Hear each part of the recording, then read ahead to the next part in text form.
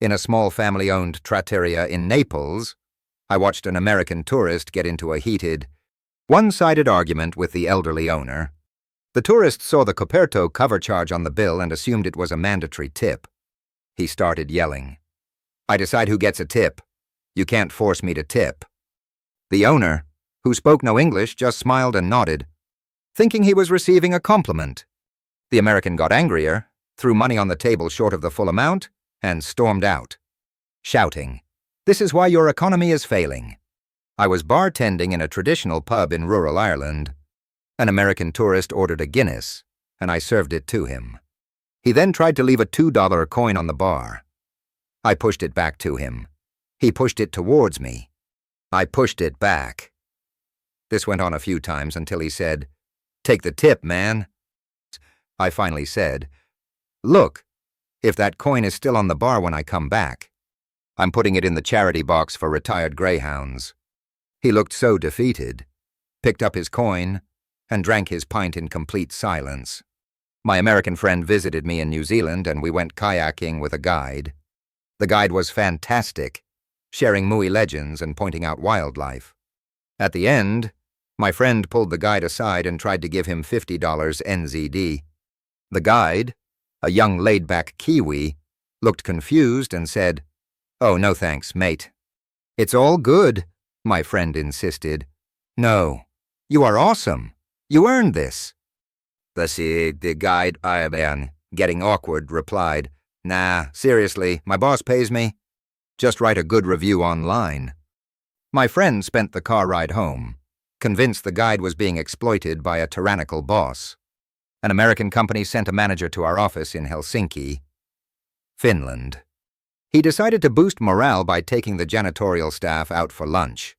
At the end of the meal, he stood up and gave a speech about their hard work, then went to each of them and tried to press a $50 note into their hands as a personal bonus. They were mortified.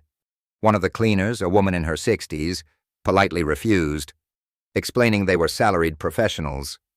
The manager later told me, "It's a cultural pride thing. They're too proud to accept handouts." It's sad. I was on a tour of the pyramids in Egypt. An American in our group asked the guide, "What's the appropriate tip for the guy who lets me climb a bit of the pyramid for a photo?" The guide firmly stated, "You are not to climb the pyramid, and you are not to pay anyone. They are government employees." Later, I saw the same American discreetly giving money to one of the guards, who then let him scramble up a few blocks. He came back beaming. See, a little tip is the universal language for bend the rules. My American cousin was in a taxi in Tokyo. At the end of the ride, the meter read, "Y truck 2,000 tons." He handed the driver YY 3,000 tars and said, "Keep the change." The driver, a very precise older gentleman, became visibly distressed. He got out a calculator, rechecked the fare, and tried to hand back the exact change. My cousin refused. The driver, thinking there was a communication error, pulled out a translation app on his phone. He typed something and showed it to my cousin. It read, "Sir, you have made a grave financial error." At a cafe in Vienna, an American woman was paying for her coffee and cake. The bill was $8.50. She handed the waiter a $10 note and said, "Make it an even 10. The waiter, being Austrian, gave her a 150 coin back. She looked at the coin in her hand and said, "No, I meant for you. Make the total 10. The waiter was confused. "But the total is 850. This is your correct change." They went back and forth until she gave up, took her coin, and left, muttering about their poor grasp of basic math. I witnessed an American man at a hotel in Singapore berating the concierge. His complaint was that the bellhop had brought his bags to his room, set them down, and left without waiting. He just ran off. How am I supposed to tip him if he doesn't even wait for it? Is he stupid? Send him back up. Here so I can give him his money. The concierge had to calmly explain that the bellhop had another guest to attend to, and that his salary was not dependent on waiting for tips. A young American backpacker in a hostel in Prague was telling everyone how to travel smart.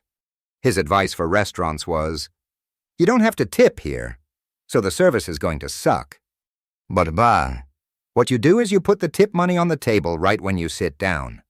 That way they see it and know you're an American who will pay for good service." He did this at dinner, and the waiter immediately picked up the money, assuming he was paying for a drink up front. My American boss, visiting our branch in Madrid, was appalled by the concept of a long, relaxed lunch. He was even more appalled by the service. "Our waiter has been completely ignoring us for 30 minutes. He fumed. In the States, he'd be fired. He's losing money by not turning this table.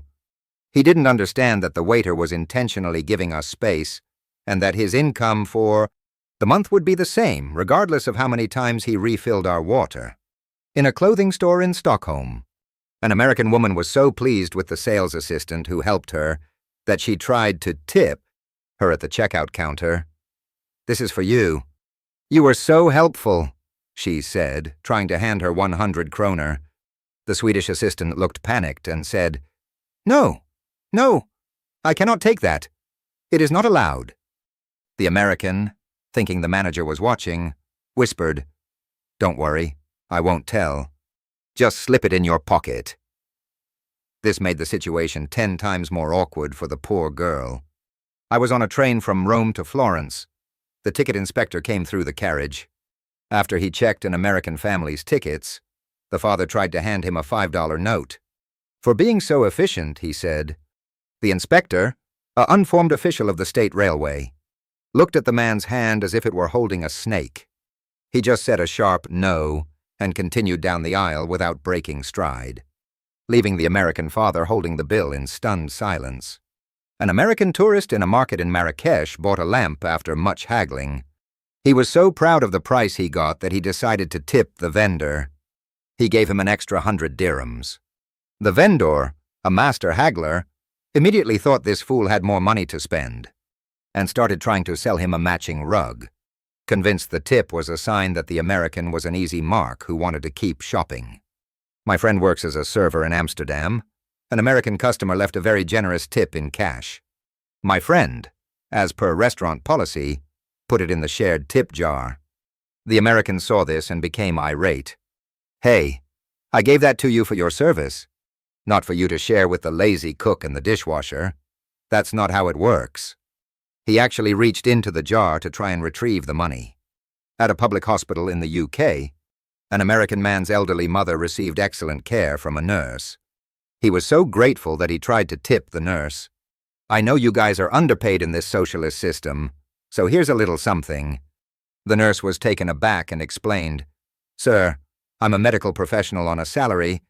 Accepting money from patients is against every rule of the NHS. Please put that away." He thought she was just being modest, I overheard an American couple on a walking tour in Lisbon. The wife said to her husband, "The guide is nice, but he's not very peppy. He's not really working for the tip." The husband replied, "Yeah, it's like they don't get the connection between enthusiasm and income."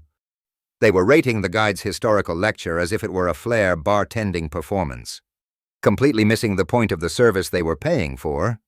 An American student studying in Germany was at a bakery. He bought a pretzel for 1 talon.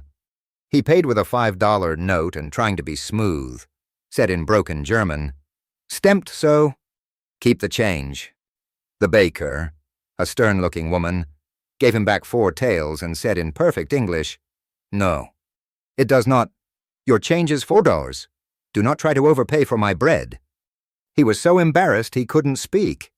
In a spa in Thailand, an American woman received a traditional Thai massage. Afterwards, she tried to tip the tiny elderly masseuse. The woman refused with a Y, a prayer-like gesture. The American insisted, folding the money and trying to put it in the woman's uniform pocket. The masseuse began to look genuinely distressed, as if being offered a tip was a great dishonor to her craft. The American interpreted this as humility. I was at a bar in Melbourne with an American colleague. He ordered a round of drinks and the total was $48. He gave the bartender a $50 note and said, "Call it 50. And the bartender gave him back his $2 coin and said, "It's 48, mate." My colleague tried again. "No, you keep it." The bartender, now annoyed, flicked the coin back across the counter and said, "We get paid properly here. I don't need your two." An American family hired a private chef for their villa in Tuscany. They were amazed by the food. At the end of the week, they tried to give the chef a huge cash tip. The chef, a proud professional, refused. He explained, "My fee is my fee. Your happiness with my food is my bonus." The American father later said, "I don't trust a man who won't take extra money. There's something wrong with him. Maybe the food was poisoned." A tourist from the U.S. in a cafe in Reykjavik, Iceland, asked the barista, "Do you prefer to be tipped in U.S. dollars or kroner?" "I have both." The barista, a young guy with a beard, just stared at him for a second before replying, "I prefer to be paid a fair wage by my employer, so I don't have to rely on the whims of tourists, which I am, so either currency is equally unnecessary." My American roommate in Paris was convinced all service workers were secretly desperate for tips. When we had a plumber come to fix our sink, she waited until he was done and tried to give him $20. The plumber, a burly man in his 50s, looked at the money, then at her, and asked in French, "Is this for a drink?" She nodded enthusiastically. He shrugged, took the money, and left. She saw it as a victory for the working class. At a gas station in Norway where you pump your own gas, an American driver went inside to pay. The station was spotless. He told the cashier, "You guys do a great job keeping this place clean. Here's something for you," and put some money on the counter. The Norwegian cashier was utterly bewildered. "Sir, I am just the cashier. The cleaning is automated. Are you trying to tip the robot?" An American on a cruise with mostly European passengers was complaining at the dinner table. "The service staff on this ship is so much better to us Americans. They know we're the only ones who will tip them properly at the end." A German passenger politely informed him that gratuities were automatically added to everyone's bill, and the staff had no idea who was from where. The American refused to believe it. I was working at a hotel front desk in Switzerland. An American guest checked out and told me, "The housekeeping was excellent. Please make sure this gets to the woman who cleaned my room," handing me a sealed envelope with cash. I told him I would give it to the head of housekeeping to be distributed among the entire floor's staff, as is policy. He was furious. "No, it's for her. I want to reward individual performance, not fund a commune." An American tourist in a pub in Manchester, England, was trying to get served at a crowded bar. He held up a $10 note and shouted, "A pint for me, and this is for you." The bartender completely ignored him and served 3 other people who were waiting patiently. The American yelled, "Hey, I was trying to tip you." The bartender finally looked at him and said, "And I was trying to serve people in the queue." "Mate, we're not in Texas." My friend is a tour guide at the Colosseum in Rome. She had an American who after the tour said, "Your English is amazing, and the tour was great." "Istame." He then tried to tip her. She politely declined. He insisted, saying, "You have to take it. I'm a history professor back in the States, and your facts were all correct. You've earned this." He genuinely believed his validation as a professor gave his tip extra undeniable weight. An American couple in a fine dining restaurant in Lyon, France, called the sommelier over. They hadn't ordered any wine, but they had a question. "We were just wondering," the man said, "how the tipping works for you. Do you get a piece of the waiter's tip, or do we have to tip you separately?" The sommelier, a man of immense dignity, was speechless for a moment before calmly explaining that the entire concept did not apply to his profession or country. I saw an American at a post office in New Zealand trying to tip the postal worker who had just helped him mail a package. "You are so helpful.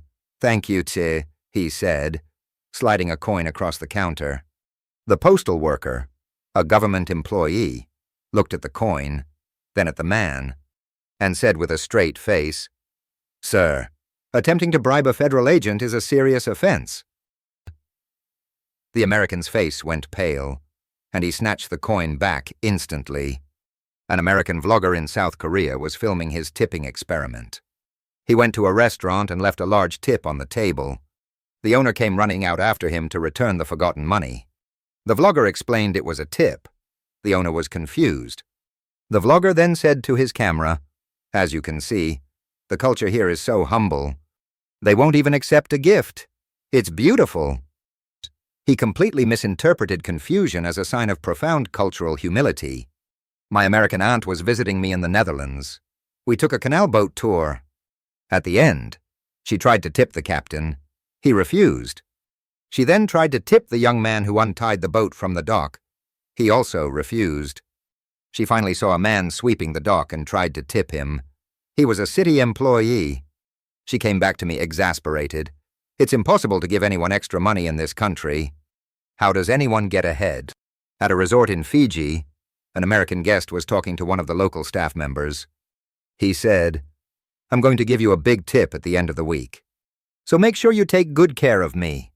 The Fijian worker, whose culture is based on community and hospitality, was deeply insulted by the implication that his kindness was for sale. The American thought he was building a good rapport, but he was actually creating an awkward and offensive dynamic. An American in a cafe in Budapest, Hungary, saw that a 10% service charge was already included in his bill. He called the waiter over and said, "I see you've already tipped yourself. Good for you. I like your initiative, so I'm going to add another 10% on top for your excellent attitude." He thought he was rewarding the waiter's cleverness, not realizing it was a standard restaurant-wide policy.